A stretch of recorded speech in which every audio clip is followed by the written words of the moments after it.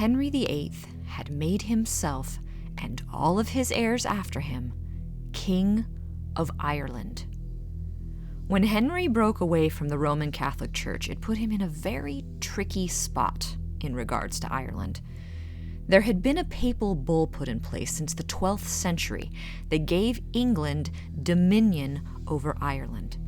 But since he had broken away, he needed to create a new title to continue ruling there. Previously, the monarchs of England had been called the Lords of Ireland.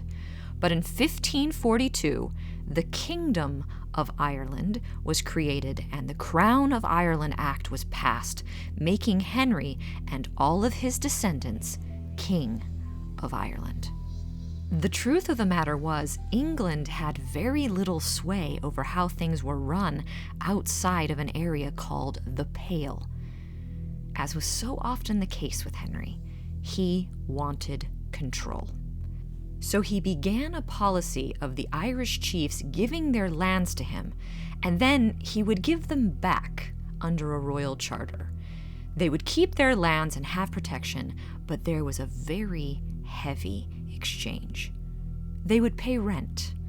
They would have to change their title, and their entire way of life would have to become Anglicized. This meant clothing, language, and religion. Many of the chiefs did this, but as soon as England left, they went right back to how it had always been. And so went the push and pull between England and Ireland, with the English constantly trying to control and bring to heel the people of Ireland. The Tudor conquest of Ireland saw extensive violence and rebellion. The MacDonnell clan was the most powerful clan on the Antrim Coast of Northern Ireland. They had originally come from Scotland and were part of the MacDonald clan that were the lords of the Western Isles of Scotland, Jura, Islay, and Kintyre, all of which were 50 or less miles from Kinbane Castle. They had married and inherited lands on the coast, expanded, and took the neighboring clan, the McQuillan's land, as well. These new lands, called the Root, were within striking distance to their Scottish lands, and so they began to build a formidable string of castles, Kinbane Castle being one of them. Their power and reach was vast, and now they could easily call on their Scottish contingent if needed. This worried the English exceedingly, and there were numerous attempts to remove them completely.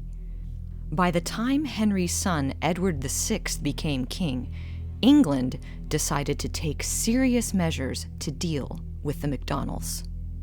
In 1551, Sir James Croft was sent with a fleet of 4 ships to launch an attack on the MacDonnell clan, and most specifically Kinbane Castle, and to capture their current leader, who was called Captain of the Root, Colla MacDonell. The castle was besieged. The expedition didn't go as planned. After laying siege on the castle unsuccessfully, Croft changed tactics. He had been given intelligence that Colla had moved all of his treasure to Rathlin Island for safekeeping, so Croft took the ships there. Colla called upon his allies nearby, and the English were heavily defeated. They returned again 4 years later in 1555 with much more knowledge of the area and who they were up against. This time, Kinbane Castle was badly damaged by cannon. Colla immediately repaired and rebuilt the stronghold. The English sieges of Kinbane Castle against the great Colla MacDonell fell into legend. Underneath the castle, a cave became known as Na Sassenach, or Hollow of the English. It is said that the English had garrisoned their troops in the cave as they were laying siege to the castle. Those inside Kinbane lit a huge signal fire above for their kinsmen to come to their aid. As they came quickly to help against the foreign invaders, they headed up to the top of the cliff, where they rolled huge boulders, crushing their foe.